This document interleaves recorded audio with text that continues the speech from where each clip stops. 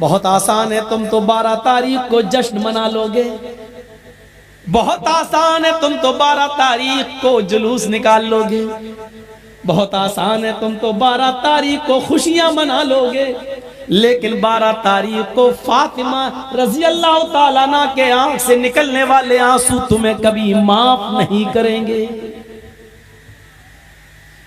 یہ 12 تاریخ تھی، ربیع الاول کی 12 تاریخ تھی۔ ہم اپنی 12 تاریخ پہ نظر ڈالیں اور اس 12 تاریخ پہ نظر ڈالیں، اور کچھ کہنے کی ضرورت ہی نہیں، حالات ہمیں اس کہنے کی اجازت بھی نہیں دیتے ہیں۔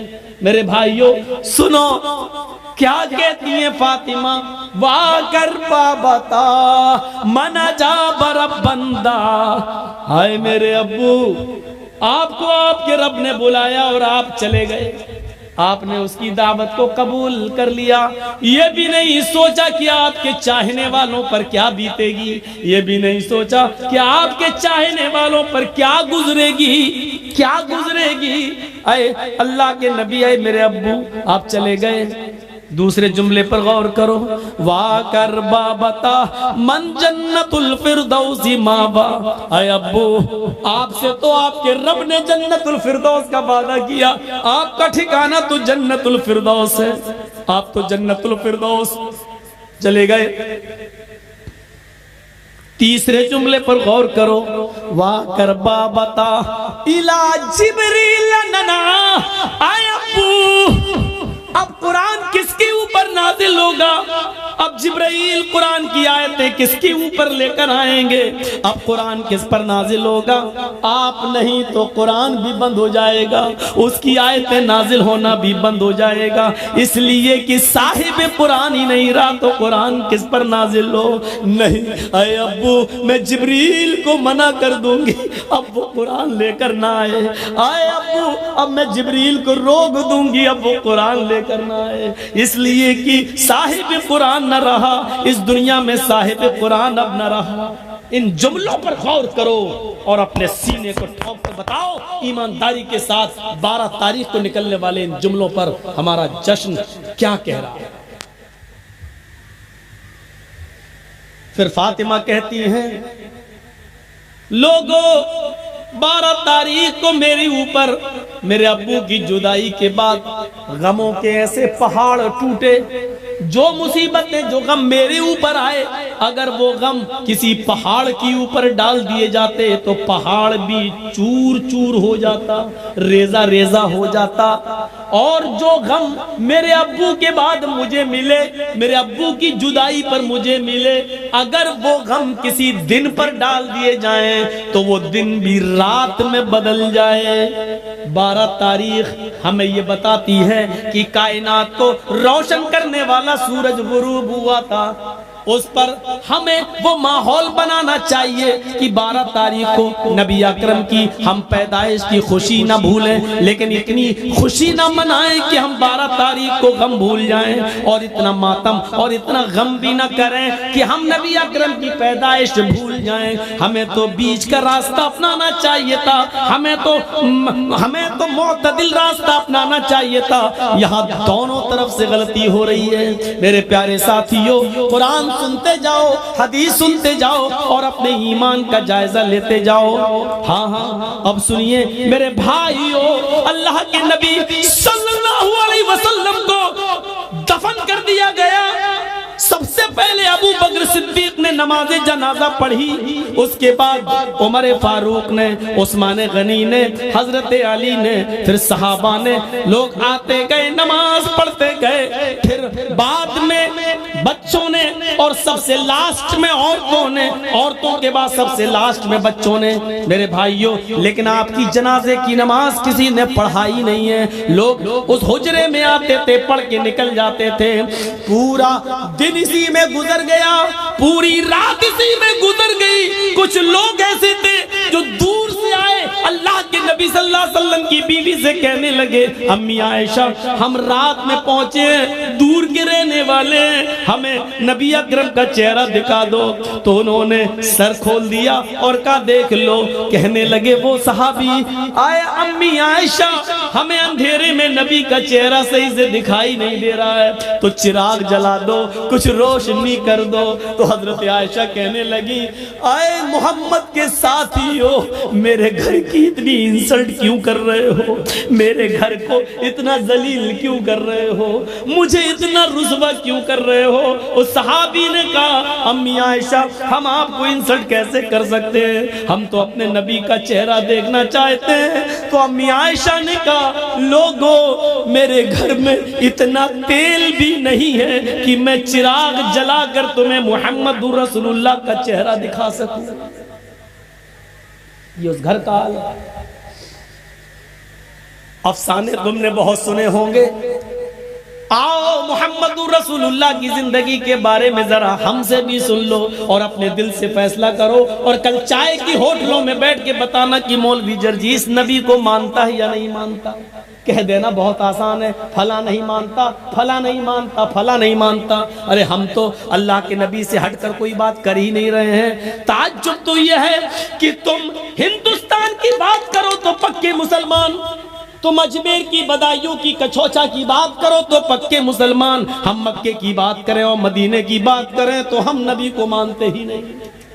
افسوس یہ ہے کہ تم ملا مولویوں کی لکھی ہوئی کتابوں کی بات کرو تو پکے مسلمان, اور ہم یہ کہیں کہ یہ نبی کا فرمان ہے, یہ فاطمہ کہہ رہی ہیں یہ اللہ کے رسول کا فرمان ہے, ہم یہ کہیں تو ہم مسلمان نہیں. جو لوگ یہ کہتے ہیں یاد رکھنا مولوی جرجیس کا ہاتھ ہوگا, کل قیامت کے دن تمہارا گریبان ہوگا, ہم تمہیں کھینچ کر رب کی عدالت میں لے کے آئیں گے اور یہ کہیں گے اے اللہ یہی وہ لوگ ہیں جو دنیا میں چاہے کی ہوٹلوں میں بیٹھ کے کہا کرتے تھے کہ یہ نبی کو نہیں مانتے ہیں, یہ نبی کی شان میں گستاخی کرتے ہیں. اے اللہ مجھے ان سے انصاف چاہیے, اے اللہ مجھے ان سے انصاف چاہیے. میرا ہاتھ ہوگا تمہارے گریبان ہوں گے, یہ سوچ سمجھ کر کسی پر الزام لگانا. آؤ میرے بھائیوں آگے چلو, چلو آگے.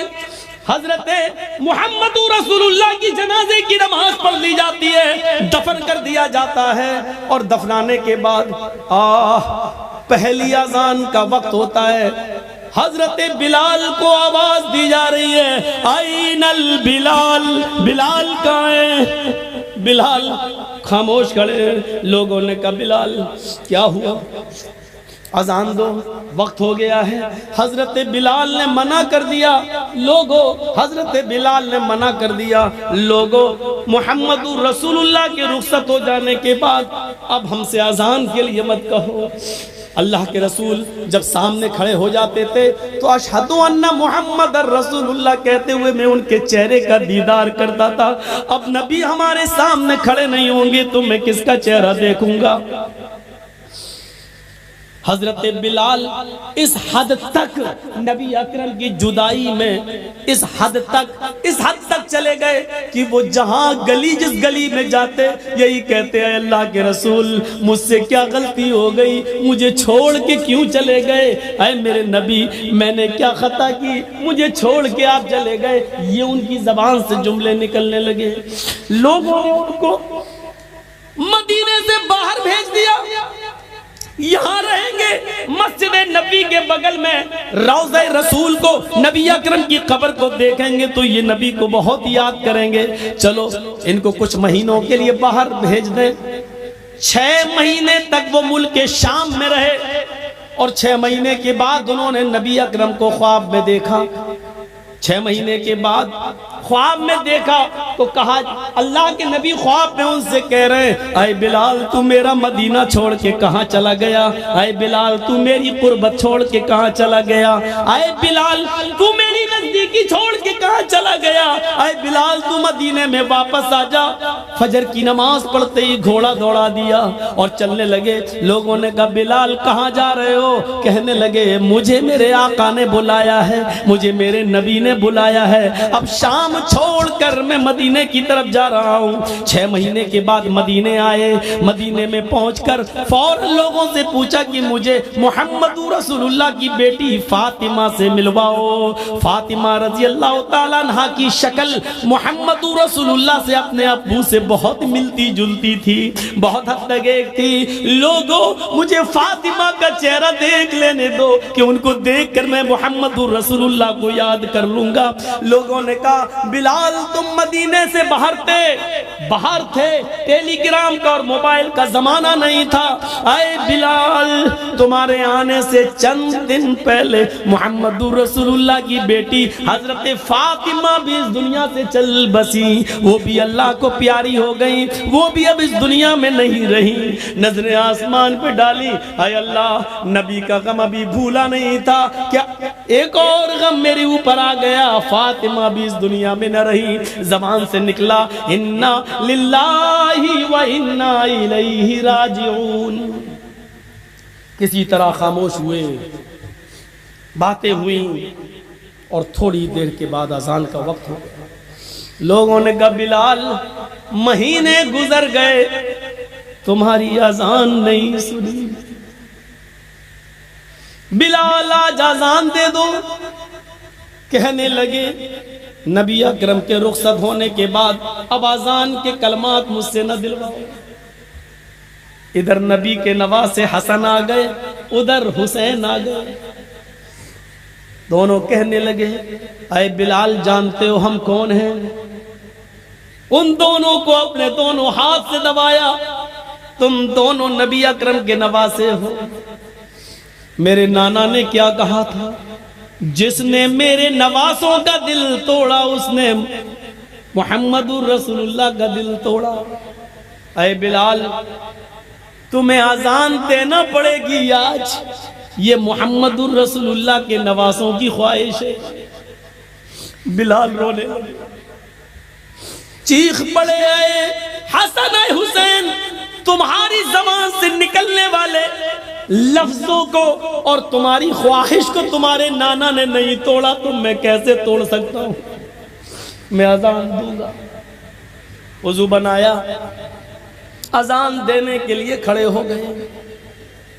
وہی اونچائی ہے، وہی مسجد نبوی کا مینارہ ہے، وہی کانوں میں انگلی دی ہوئی ہے، اور اسی جگہ پر اذان کے کلمات بلند ہو رہے ہیں۔